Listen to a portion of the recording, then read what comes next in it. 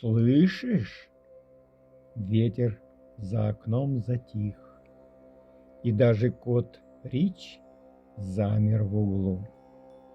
Потому что сегодня сказка будет не просто тихой колыбельной. Сегодня папа Колючка расскажет историю о великом противостоянии, железной воле и коварном магнетизме. Закрывай глазки и слушай. Все началось тихим солнечным днем на нашем рижском подоконнике.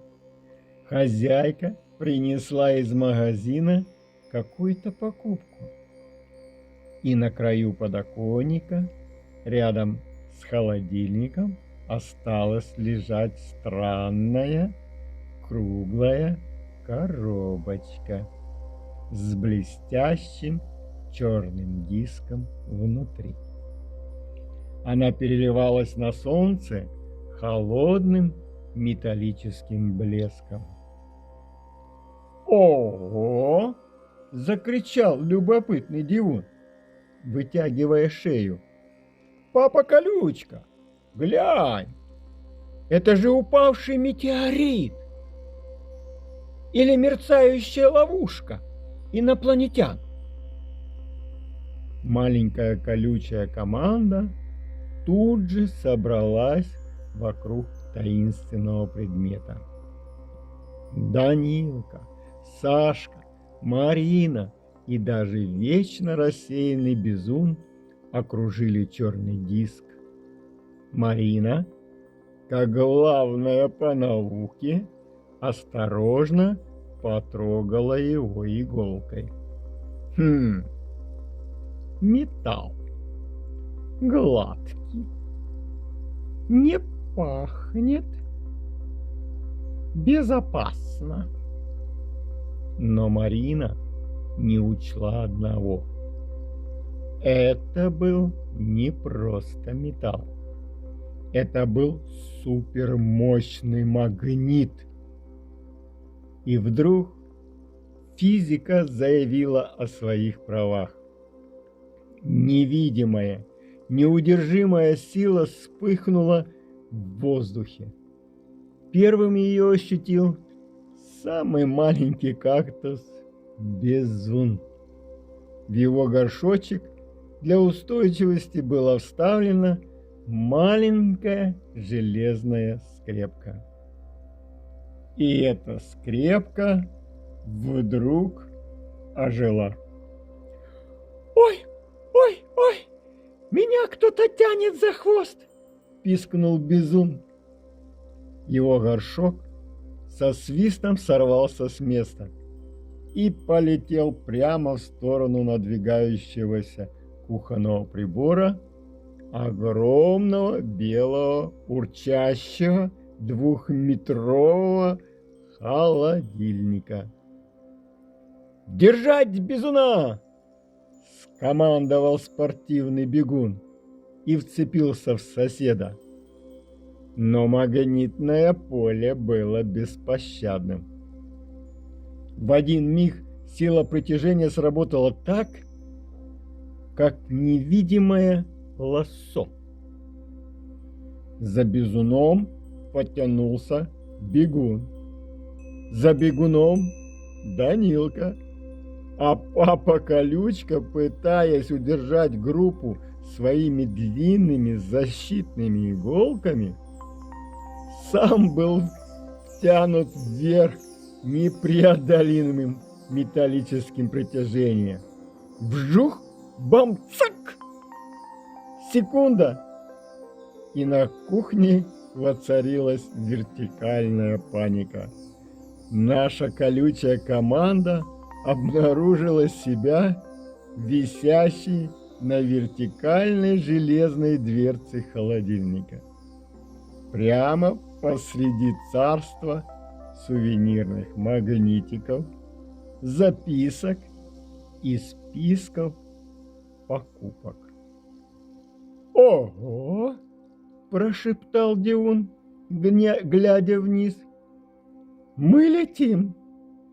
Точнее, мы висим. До безопасного пола целый километр.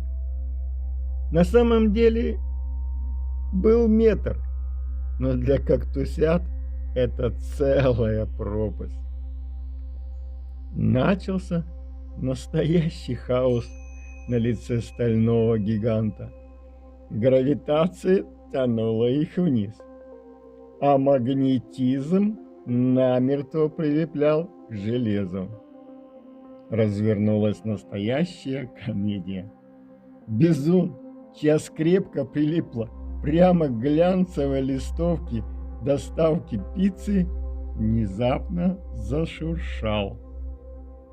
«Ребята, кажется, я еду на пиццу в бездну!» Бумага не выдержала веса горшка, и Бизун вместе с листовкой начал медленно, со скрипом, скатываться по дверце вниз, оставляя за собой шлейф из сухой земли. «Ловлю!» — крикнул Данилка, но его колючки лишь крепче примагнитились к соседнему сувениру в виде латвийского кренделя. Каждое движение к свободе лишь усиливало их связь с холодной стальной поверхностью. Они застряли. Папа Колючка понял. Паника – враг иммунитета и спасения. Нужен четкий, научный, стратегический маневр. «Команда! Слушай мою команду!» Громогласно раздалось на кухне. «Нам нужно сломать магнитный замок. Будем использовать наши иголки как рычаги. Марина, Данилка, раскачиваемся влево. Бегун, Сашка, вправо. На счет 3 синхронное покачивание». Кактусята замерли, напрягая все свои зеленые силы. 1, 2, 3. Качай! Они дружно наклонились, иголки уперлись в холодную сталь, работая как маленькие серебряные домкраты. Магнит недовольно заскрипел. Поле ослабло, напряжение достигло предела. «А теперь цепочка!» — скомандовал папа Колючка. Они крепко сцепились колючками друг за друга, образовав живой зеленый трос. Самый длинный и гибкий бегун вытянулся изо всех сил и, ура, достал до немагнитной безопасной пластиковой ручки холодильника. Но тут магнит сделал последнюю попытку вернуть пленников. Послышался громкий треск, цепочка разомкнулась, и кактусята полетели бы вниз, совершив катастрофическое падение. Если бы не чудо. Прямо под ними, на ручке плиты, висело пушистое кухонное полотенце с забавными котами. Оно послужило идеальной временной страховкой. Кактусята посыпались на мягкую ткань, как спелые зеленые груши. Из них получился отличный колючий ком. «Последний рывок!» — скомандовал папа Колючка. «Все вместе толкаемся от полотенца». Один финальный и совместный толчок, и прыжок в безопасности совершен. Семья кактусят с веселым шуршанием приземлилась прямо на знакомый и теплый, такой родной кухонный коврик. Они тяжело переводили дух, отряхивая колючки от пыли. Высоко над ними, на белой дверце, сверкал побежденный черный магнит, который теперь выглядел как поврежденный титан. «Мы сделали это!» — выдохнула Марина, поправляя прическу. «Наука и дружба победили магнетизм!»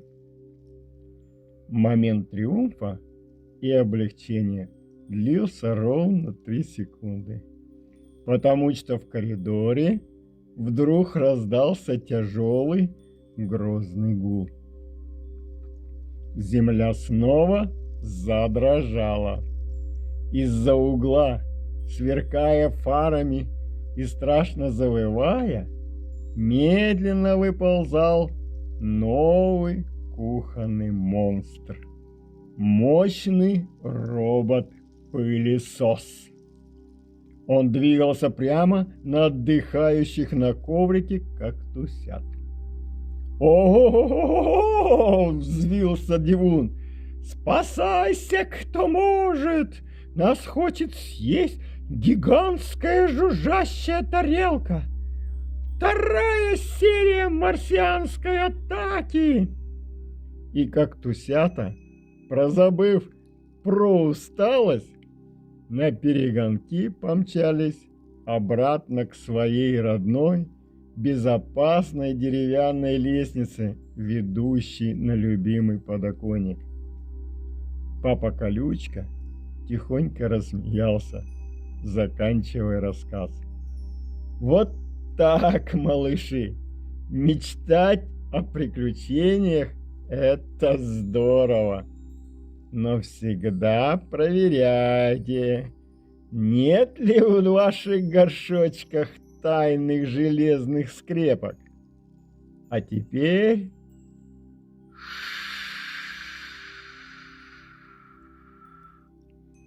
Робот-пылесос уже уснул на базе. Магнит притих, и на Ригу опустилась самая добрая ночь. Спите спокойно, кактусята. Пусть вам приснятся самые веселые, но безопасные приключения. До завтра. Пока-пока.